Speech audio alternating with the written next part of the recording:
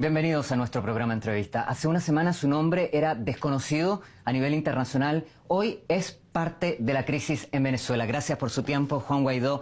Primero que todo, ¿cómo convencer a aquel segmento de la población que sigue creyendo que usted ha realizado un golpe de Estado? ¿Cómo los convence? Y a su vez, ¿cómo les responde cuando se preguntan por qué no participó de las elecciones de mayo?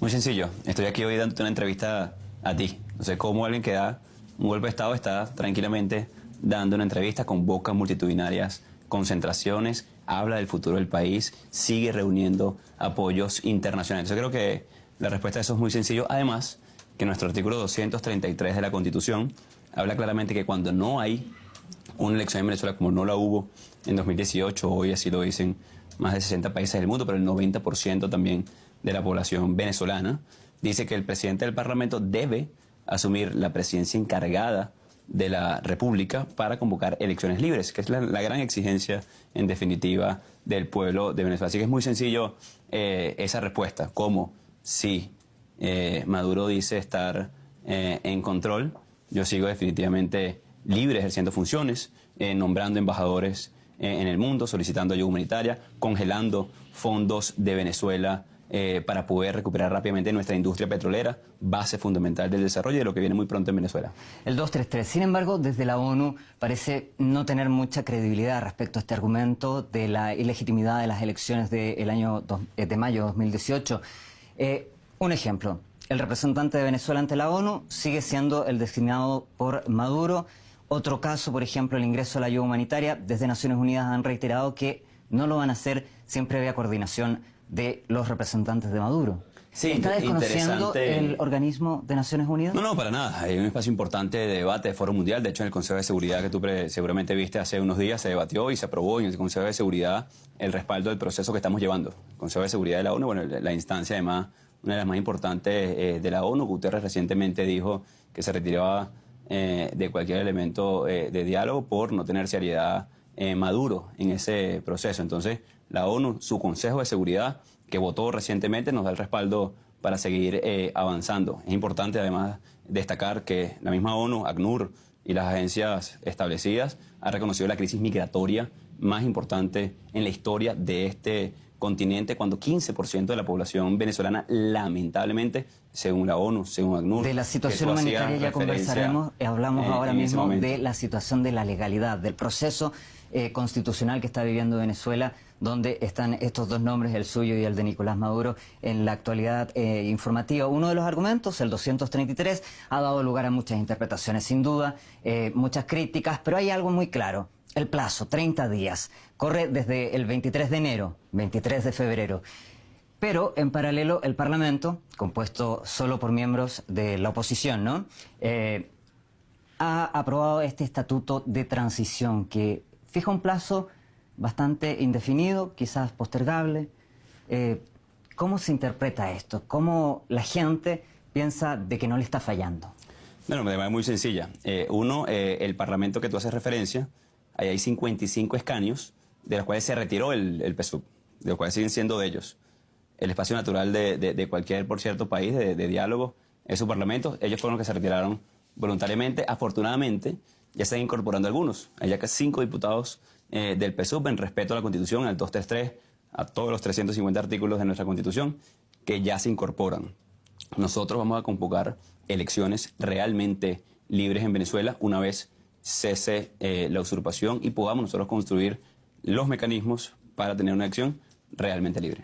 ¿Cuándo? Esa es la pregunta que se hace los venezolanos. Cuando cese la usurpación. Es decir, hoy en Venezuela... ¿Puede durar indefinidamente? No, fíjate que no. Fíjate que cuando 60 países hay movilizaciones multitudinarias, cuando está a punto de ingresar la ayuda humanitaria, cuando ves que Maduro pierde el apoyo, por ejemplo, del general de división, del alto mando de la Fuerza Aérea, cuando pierde el respaldo de sargentos de la Guardia Nacional, cuando pierde el respaldo de ministros de Chávez, que estuvimos reunidos el día martes hablando precisamente de elecciones realmente libres. Tú sabes que se queda cada vez más aislado una persona que no tiene ningún tipo de financiamiento, que no tiene respuesta del pueblo, que produjo 2% de inflación, que contrajo el PIB 53 puntos. Naturalmente que la gente ya está cansada por sí misma, por la situación que está viviendo. Sí, claro. No va a haber mucha paciencia. ¿Cuándo va a haber elecciones? Va a haber elecciones cuando cese la usurpación en Venezuela, que estamos muy próximos a lograr el poder ¿Cuál es la fecha político. máxima? La fecha máxima va a ser cuando cese la usurpación, tengamos un nuevo Es muy CNE. ambiguo. La pregunta es, No, es muy precisa. ¿hasta qué fecha? No, pero es muy precisa. Cuando se hace la usurpación, construyamos un nuevo CNE, tengamos auditoría al proceso, cuando tengamos el derecho a elegir y ser elegidos. ¿Y si Maduro cuando convocara antes las elecciones? Maduro no tiene capacidad de hacerlo, porque él está usurpando funciones. Lo hizo, fíjate, el 20 de mayo, mira el desastre que nos trajo. O sea, sería incurrir en el desastre, en la crisis que produjo 53% de contracción del PIB, 2 millones% de inflación en un año, el decaimiento de la producción petrolera de 3 millones a 1 millón.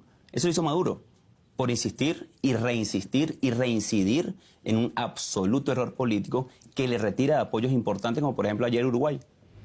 Respecto a eso, al diálogo que se está proponiendo, usted insiste en no sentarse a la mesa de negociaciones. ¿Por qué? Mira, en el 2017, y yo entiendo que Maduro haga ver que él quiere buscar un diálogo para resolver el conflicto político.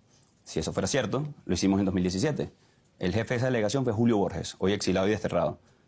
El más cercano colaborador de él, Fernando Albán, asesinado por el SEBIN, lamentablemente. Y digo lamentable porque ojalá fuera ese el camino a la solución. Maduro pretende burlarse de los niños, por ejemplo, la mamá de los 8 niños que se murieron hace 2 días de amibiasis, es decir, el vómito y diarrea. ¿Te imaginas que no puedan atender a tu hijo, a tu familia, por vómito y diarrea y se hayan muerto por deshidratación? Naturalmente por eso, que la situación humanitaria Maduro, lamentablemente, en Venezuela es muy preocupante. No tiene capacidad de dialogar. Pero, por un lado, se están bloqueando con las sanciones los ingresos de Venezuela. ¿No resulta ser incoherente? Esa pregunta es muy importante y te la agradezco por lo siguiente. Rusia invirtió un poco más de 300.000 millones de dólares en su industria petrolera y está produciendo hoy casi 10 millones de barriles de petróleo, cosa que es notable para una industria y para una economía. Venezuela invirtió 280.000 millones y pasó de producir 3,5 millones a 1 millón.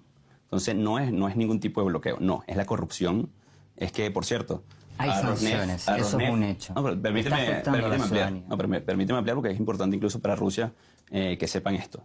A Rosneft le robaron 700 millones de dólares por desvío de petróleo en una de las filiales. Entonces no solamente fue que nos robaron a nosotros los venezolanos 300.000 millones de dólares, por lo cual hoy pasa hambre y se muere de hambre nuestra gente, sino nuestros socios y nuestros aliados en este momento comerciales, como Rusia, le robaron 700 millones por desviar 3,5 millones de barriles al día a 1 millón de barriles al día. Entonces, no es cierto que hay un bloqueo económico. Hay sanciones a funcionarios corruptos y ladrones, como se declaró culpable, por ejemplo, Alejandro Andrade, tesorero de la Nación, por 1.200 millones de dólares de soborno. Un solo funcionario venezolano, que fue el tesorero de la Nación, recibió 1.200 millones de dólares. El escándalo de otro de los temas que tendrá que encargarse la transición, luchar contra la corrupción. Para la comparación, porque pero desde Rusia... Permíteme esto, porque es importante que a tu audiencia le va a interesar la comparación.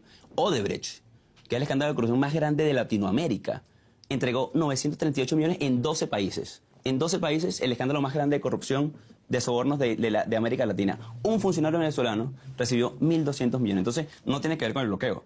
Tiene que ver con que se robaron el dinero, robaron a Rusia, robaron al pueblo de Venezuela y nos tienen pasando una... Y por lo cual, 90% de la población hoy en Venezuela va a producir un cambio. Pero Rusia en sus contratos ha fijado cuáles son los mecanismos de acción ante estas situaciones.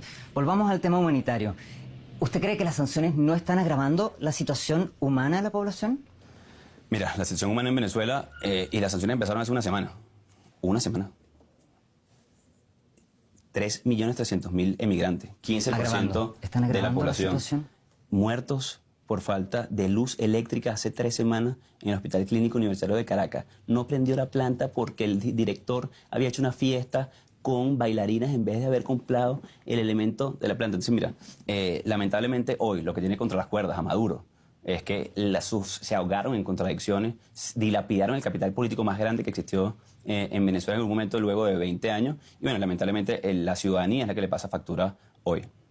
Entonces, las sanciones no afectan, ni agravan, ni van a agravar la situación humanitaria. Nosotros vamos a atender la situación humanitaria, por eso estamos haciendo el acopio de la ayuda para atender ya lo que Maduro creó de desastre.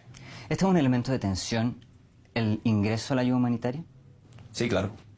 ¿Cómo evitar que se tensione la frontera? No, es una tensión para los militares, no para el venezolano. Para el venezolano es un alivio, para el venezolano es una gran ayuda, para el venezolano es necesaria. los militares que hoy están desertando, como el general de división de la Fuerza Aérea, como los sargentos que mostraron descontento, le van a dar atención, pero se van a poner del lado del pueblo definitivamente muy pronto. Desde las sanciones, ¿cierto? Estas provienen principalmente desde Estados Unidos. ¿Qué relación mantiene usted con Washington, con Donald Trump? Tengo muy buenas relaciones, no solamente con Washington, con Emmanuel Macron, con el canciller federal de Alemania, con Lenin de Ecuador, con Sebastián Piñera. Tengo muy buenas relaciones, afortunadamente, con ¿Ha viajado a Estados Unidos, 60, por ejemplo? He viajado a Sao Paulo, Berlín, Estados Unidos, Lima, Santiago de Chile, todo para ayudar y cooperar con nuestra gente. ¿Qué tipo de cooperación se está dando entonces desde Estados Unidos? Ayuda humanitaria. Ojalá que también todos los países del mundo, como Canadá, que nos donaron 53 millones de dólares, como Alemania, pero el que donó discurso desde 6 la Casa millones Blanca de dólares. Va mucho más allá de la ayuda humanitaria. Bueno, pero ese es el discurso de la Casa Blanca. Por eso le pregunto por la cooperación. Que ha sido muy buena y muy positiva para el pueblo de Venezuela. Esperamos que todos los países, como Canadá, como Chile, por cierto, que también donó un avión completo de insumos, como Alemania, que lleva ya 5 millones, y contando porque la preocupación es muy grande lo que pasa en Venezuela. Hay 300.000 venezolanos a punto de perder la vida si no entra esa ayuda.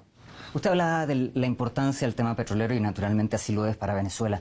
Desde Estados Unidos decían de que están bastante interesados en participar de la producción del petróleo venezolano. Naturalmente, como Rusia, como China, ¿cómo va a ser? Como todos los países. Primero, levantando la producción petrolera. Entonces, volverá a ser un negocio próspero para China, para Rusia, para los Estados Unidos. Nuestro principal cliente histórico. Por eso es una retórica bien absurda de parte de Maduro cuando habla del imperio, porque el que le paga la factura a él de petróleo es los Estados Unidos. El segundo cliente nuestro es la India. Y luego tenemos convenios con China y Rusia que queremos además, por supuesto, mantener. Entonces, aquí lo importante de esto es que lo primero que debemos hacer es rescatar nuestra industria petrolera. Somos el país con las reservas de petróleo probadas más grandes del planeta, que hoy está siendo ineficiente, primero para su gente, porque está pasando hambre y necesidades, y segundo para nuestros aliados comerciales. Rescatar la industria petrolera de Venezuela con los venezolanos. Sin duda alguna. ¿Por qué Mira, el cargo más alto de PDVSA puede ser autorizado, designado desde un venezolano que no resida en el país? Nosotros hemos levantado no solamente la industria petrolera venezolana, sino que a través de los muy buenos técnicos venezolanos que trabajaron en PDVSA hemos logrado colaborar con toda la industria de la región. Y nosotros designaremos oportunamente tanto la directiva de CITGO como la directiva de PDVSA, como algunas otras. Le preguntaba por la directiva.